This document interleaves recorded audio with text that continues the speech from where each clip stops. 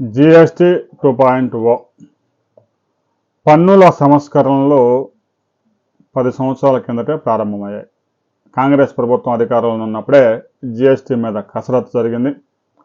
One nation one tax పేరుతో ఆ జిఎస్టిని ప్రవేశపెట్టారు. బీజేపీ వచ్చిన తర్వాత 5%, 12%, 18%, 28% స్లాబులు పెట్టారు.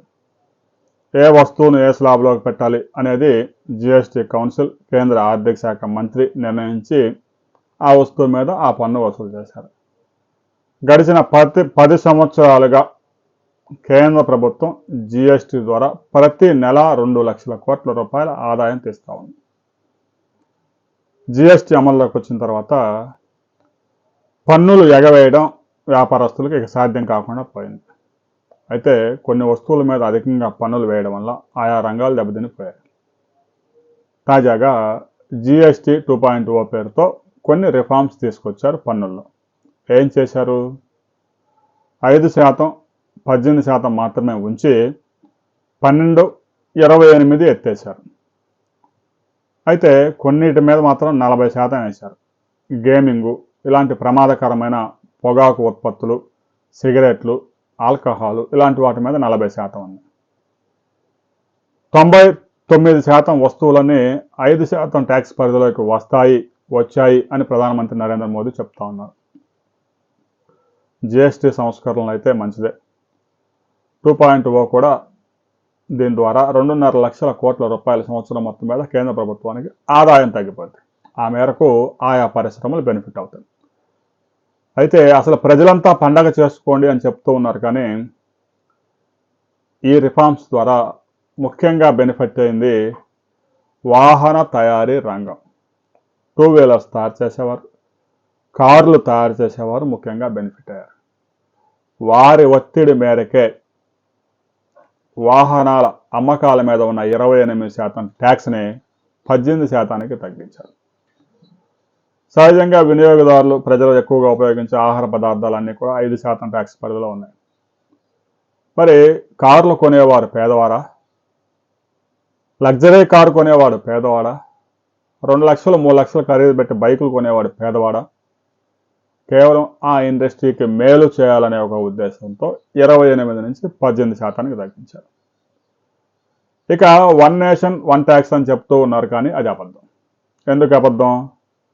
కేవలం జిఎస్టిలో ఇప్పటికీ బంగారం జిఎస్టిలో మీరు చెప్తున్న స్లాబుల్లో లేదు. బంగారం మీద 3% పన్ను, జిఎస్టిలో 5, 12 మాత్రమే ఉన్నాయని మీరు చెప్తా ఉన్నారు. ఇక డీజిల్, పెట్రోల్ మీద 52% ట్యాక్సులు జిఎస్టి పరిధిలోకి తీసుకొచ్చే సాహసం చేయలేరు. ఇక ప్రత్యేకంగా ఆదాయ పన్నులు సపరేట్గా ఉన్నాయి. ఇన్కమ్ ట్యాక్స్, ఆదాయ పన్ను, మరి అది జిఎస్టి పరిధిలోకి రాదు. మరి వన్ నేషన్ వన్ ట్యాక్స్ ఎక్కడా లేదు. డీజిల్, పెట్రోల్ జిఎస్టి పరిధిలోకి రాదు. కేంద్ర ప్రభుత్వం ప్రతి లీటర్ మీద ఒక 30 రూపాయలు, రాష్ట్ర ప్రభుత్వాలు ప్రతి లీటర్ పెట్రోల్, డీజిల్ మీద ఒక 26 రూపాయలు, 50 రూపాయలకు వచ్చిన డీజిల్, పెట్రోల్ని 116, 119, 109 రూపాయలకి వివిధ రాష్ట్రాల్లో అమ్ముతూ ఉన్నారంటే 50% అదనంగా ట్యాక్సులు చెల్లించాల్సి వస్తుంది. దాన్ని జిఎస్టి పరిధిలోకి తెచ్చే సాహసం చేసి వన్ నేషన్ వన్ ట్యాక్స్ అని పెద్దగా అరిస్తే ప్రయోజనం ఉండదు. అలా తీసుకురాకుండా ఏటా 26 లక్షల కోట్ల రూపాయల వ్యాపారం జరిగే డీజిల్, పెట్రోల్ జిఎస్టి పరిధిలో లేదు. ప్రతి సంవత్సరం 8 లక్షల కోట్ల రూపాయల వ్యాపారం జరిగే బంగారం జిఎస్టి పరిధిలో లేదు. అంటే 35 లక్షల కోట్ల రూపాయల టర్నోవర్ మీద అసలు జిఎస్టి అనేది లేదు. ఆ పరిధిలో లేదు. ఆ ట్యాక్సులు వేరే ఉన్నాయి.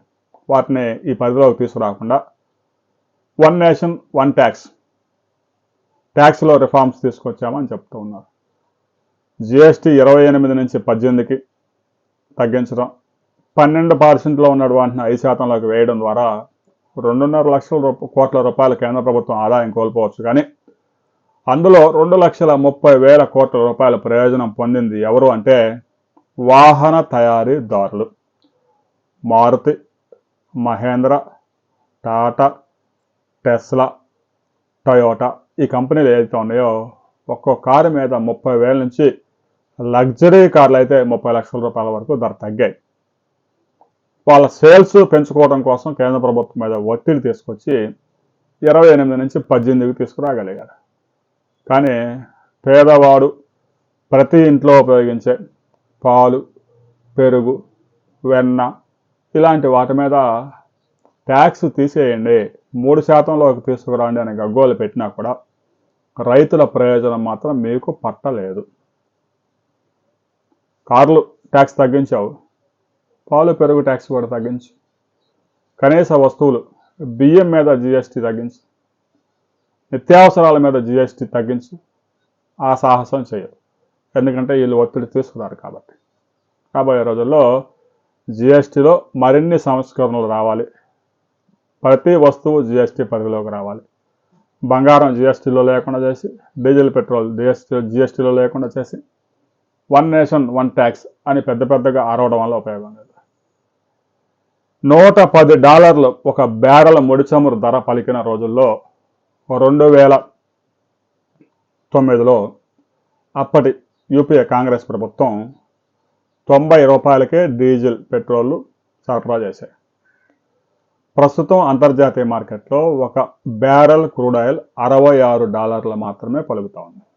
కానీ వినియోగదారుడు 1 లీటర్ పెట్రోల్ 109, ఇంకా స్పీడ్ అయితే పవర్ అయితే 119, ఇక డీజిల్ అయినా కూడా దానికి ఇంకొక ₹5 తక్కువగా వసూలు చేస్తూ ఉన్నారు.